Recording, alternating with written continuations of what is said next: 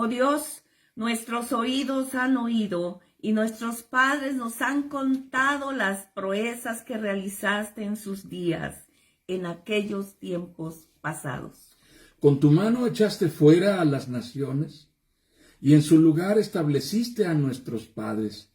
Aplastaste a aquellos pueblos y a nuestros padres los hiciste prosperar.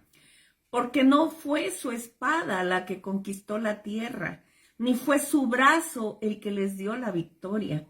Fue tu brazo, tu mano derecha, fue la luz de tu rostro, porque tú los amabas. Solo tú eres mi rey y mi Dios. Decreta las victorias de Jacob. Por ti derrotamos a nuestros enemigos. En tu nombre aplastamos a nuestros agresores. Yo no confío en mi arco, ni puede mi espada darme la victoria. Tú nos das la victoria sobre nuestros enemigos y dejas en vergüenza a nuestros adversarios. Por siempre nos gloriaremos en Dios, por siempre alabaremos tu nombre. Pero ahora nos has rechazado y humillado. Ya no sales con nuestros ejércitos. Nos hiciste retroceder ante el enemigo, nos han saqueado nuestros adversarios. Cual si fuéramos ovejas, nos has entregado para que nos devoren, nos has dispersado entre las naciones. Has vendido a tu pueblo muy barato y nada has ganado con su venta. Nos has puesto en ridículo ante nuestros vecinos. Somos la burla y el escarnio de los que nos rodean. Nos has hecho el hazmerreír de las naciones. Todos los pueblos se burlan de nosotros. La ignominia no me deja un solo instante. Se me cae la cara de vergüenza. Por las burlas de los que me injurian y me ultrajan por culpa del enemigo que está presto a la venganza.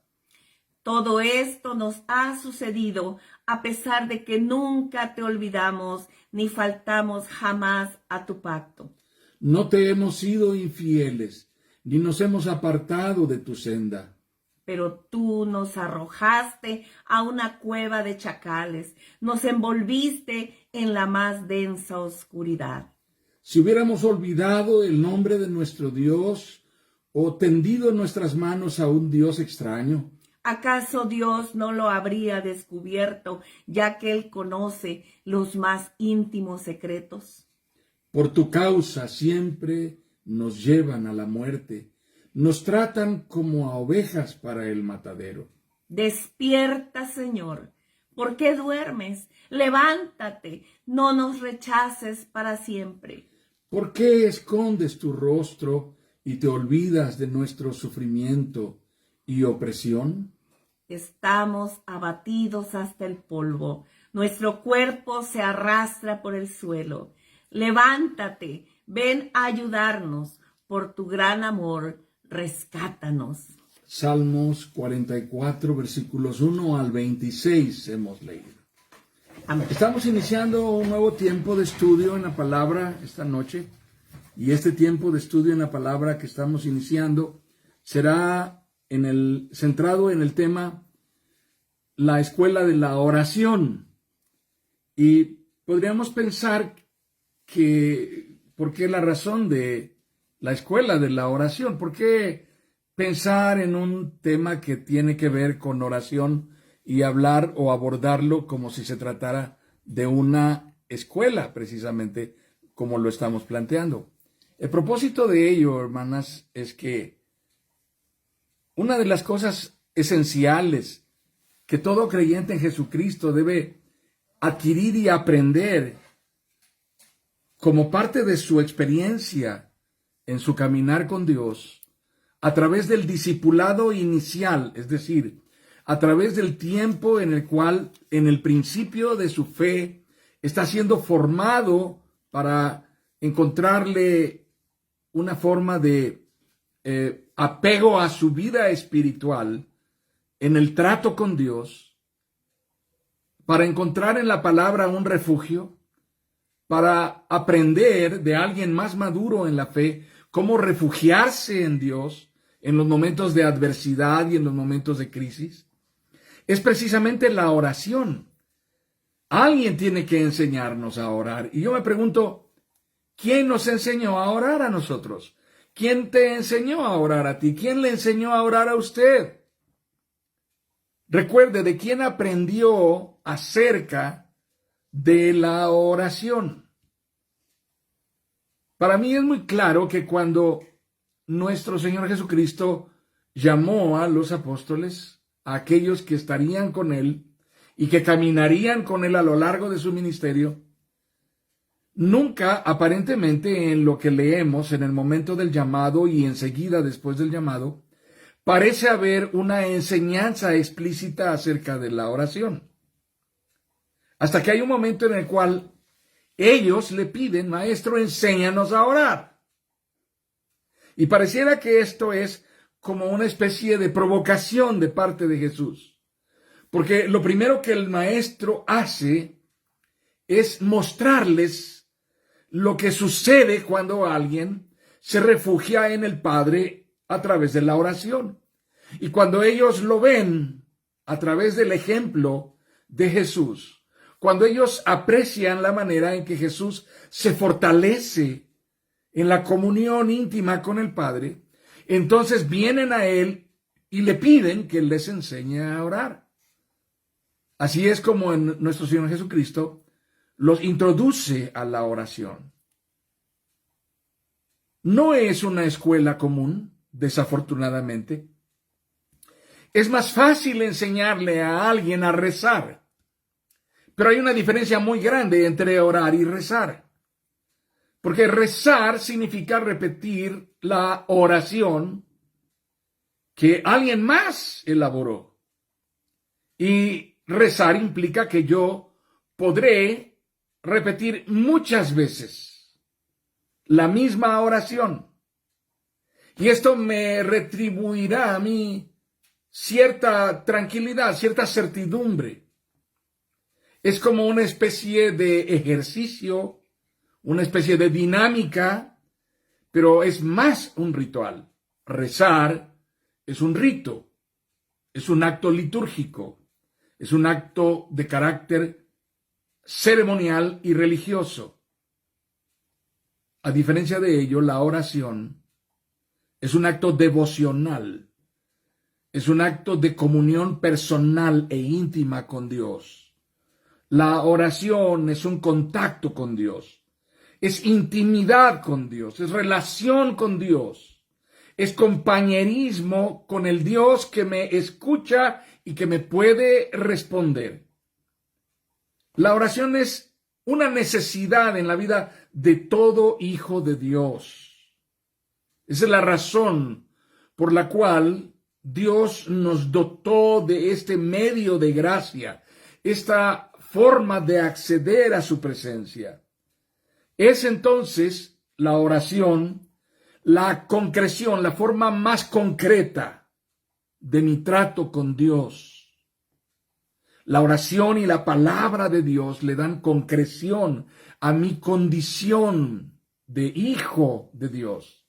Es la oportunidad de poder expresarle a Dios lo que hay en mi corazón.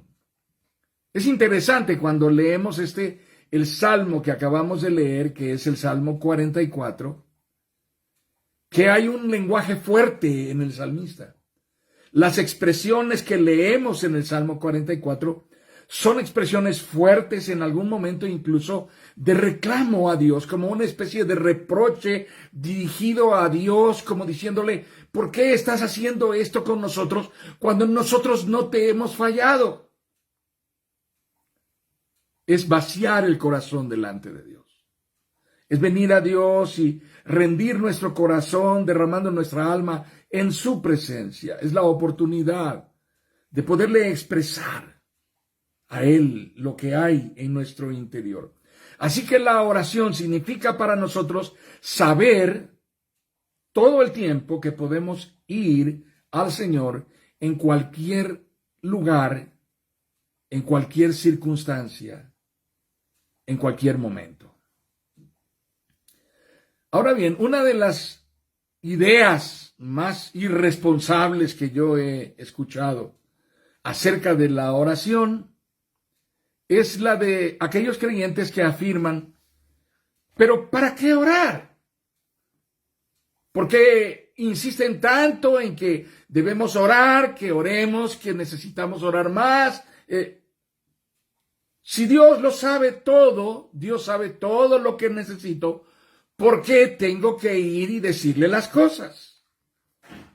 Simple y sencillamente porque la oración es un acto intencionado de nuestro yo interior, vacío, anhelante, pero nacido de nuevo.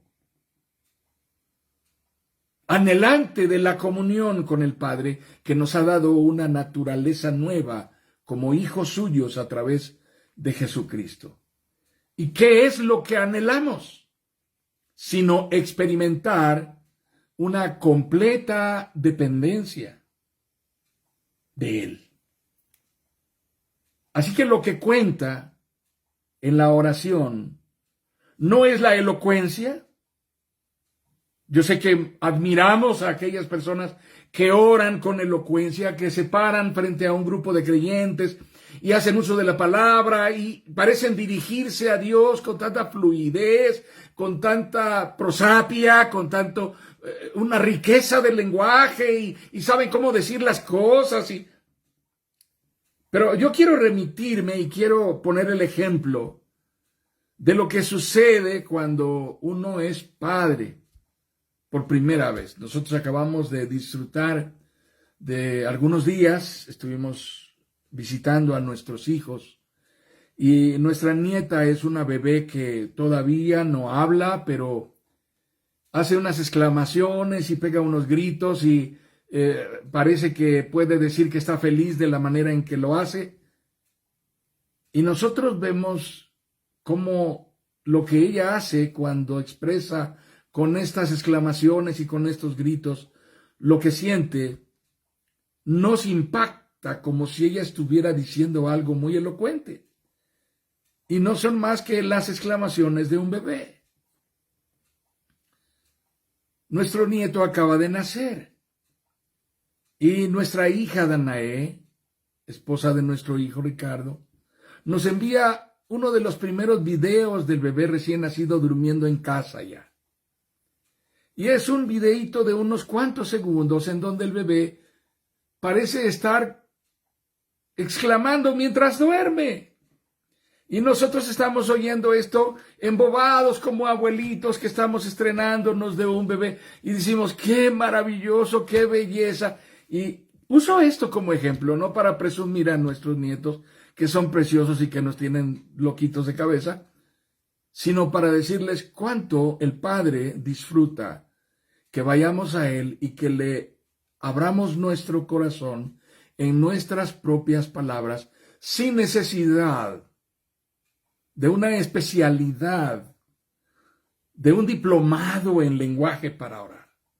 No necesitamos más que abrir nuestro corazón, expresar y vaciar delante de Él lo que hay dentro de nosotros. Tú y yo sabemos cuánto hemos madurado a lo largo de nuestra vida cristiana en nuestro trato con Dios cuando advertimos que nuestro corazón está más dispuesto a ir a Dios en oración, no como un deber impuesto, no como una obligación, no como una asignatura pendiente que de repente nos sorprende y dice, no he orado desde hace como una semana, ay,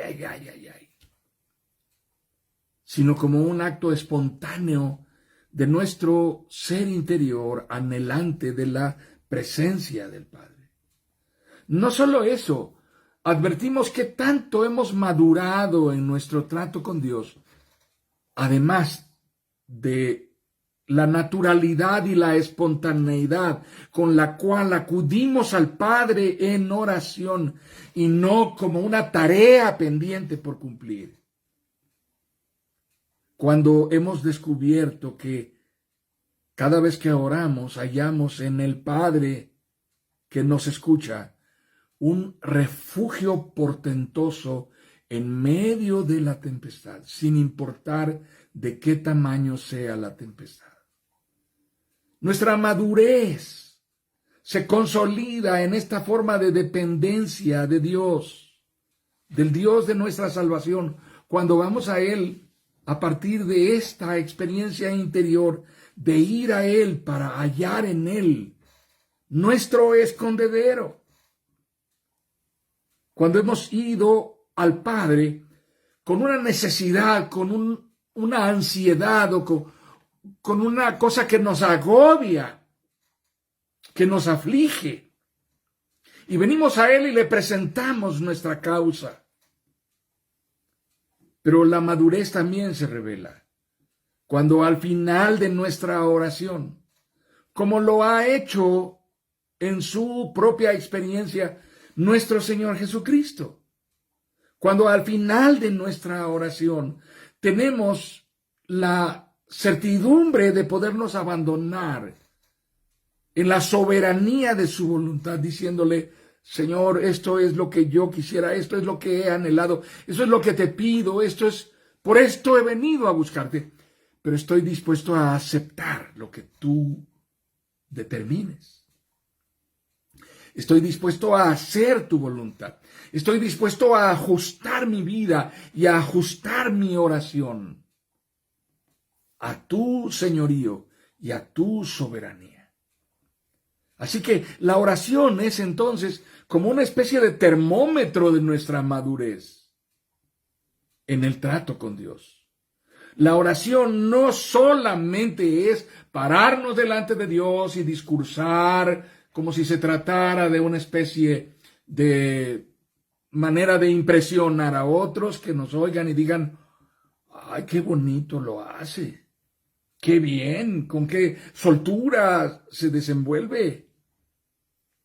Sino es más la experiencia interior en donde cada uno de nosotros puede llegar y tocar el fondo delante de Dios, sin importar de qué fondo se trate, el fondo de nuestra vergüenza, el fondo de nuestra culpa, el fondo de nuestra humillación, el fondo de nuestro quebrantamiento, el fondo de nuestra debilidad, el fondo de nuestra miseria, el fondo de nuestro pecado, el fondo de nuestra pena, de nuestro duelo, el fondo de nuestra agonía, de nuestra ansiedad, de nuestra desesperación, el fondo de nuestra esperanza, de nuestro anhelo. Y allí encontrar no la respuesta que nosotros venimos exigiendo, sino la respuesta que nos significa la comunión con el Padre. La respuesta que nos significa la comunión con el Padre, soberano y glorioso. Esta noche estamos iniciando entonces este tiempo de estudio nuevo y quiero pedirles que lean cada una, por favor, en privado, en lo personal, nuevamente el Salmo 44. Y encuentren en este Salmo 44, al leerlo detenidamente, ojalá lo lean más de una vez y ojalá lo lean en más de una versión. Léanlo en 2 o en 3 versiones. Estamos acostumbrados a leer la Biblia deprisa, rápidamente, y pasar nuestros ojos sobre las líneas y apurados y saltarnos algunas cosas. Deténganse en aquello que les llame la atención y vuélvanlo a leer y léanlo en otra versión. Háganse preguntas. Y quisiera en particular que se hicieran una pregunta. ¿Qué cosas de las que están en este Salmo 44 no te atreverías a decirle a Dios?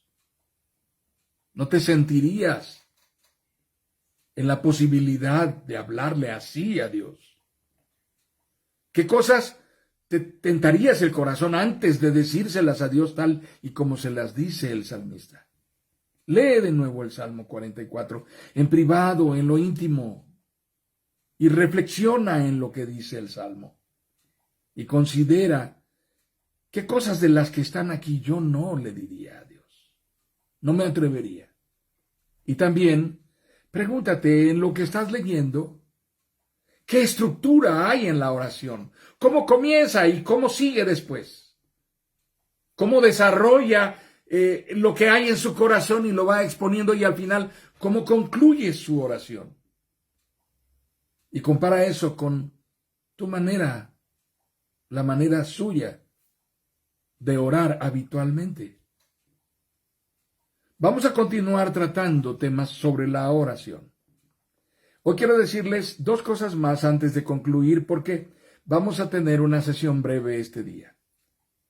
Dos cosas muy simples y muy sencillas. Les voy a compartir una sola cosa que la oración no es, definitivamente, y una sola cosa que la oración sí es.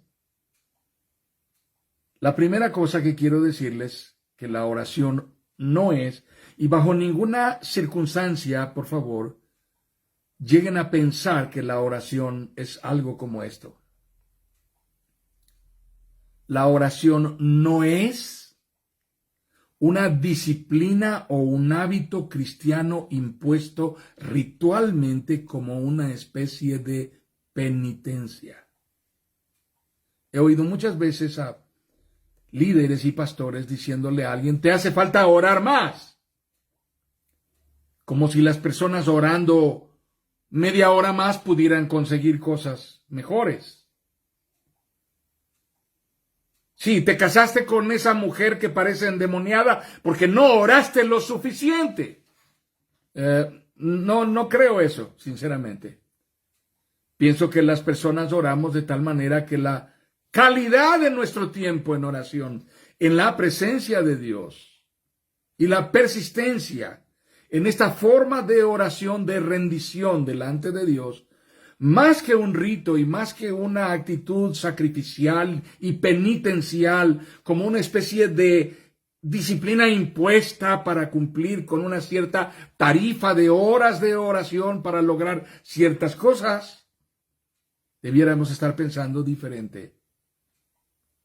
Porque no es la oración un proceso penitencial y sacrificial en el cual vamos a comprar cosas de Dios, acumulando horas de vuelo en oración como se hace para otorgar una licencia de pilotear un avión. No es así. Pero a cambio de eso quiero decirles algo que la oración sí es. Y esto lo transforma todo en el fondo. Enfática y definitivamente, categóricamente, la oración es una evidencia del trato y la relación que Dios ha establecido con nosotros al hacernos sus hijos. La oración es una evidencia del trato y la relación que Dios ha establecido con nosotros a través de su Hijo Jesucristo al adoptarnos como hijos.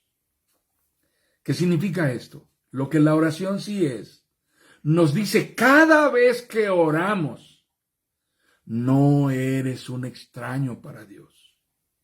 Cada vez que oramos, lo que la oración significa nos dice, tus asuntos le importan a Dios. Tu realidad es de interés para Dios.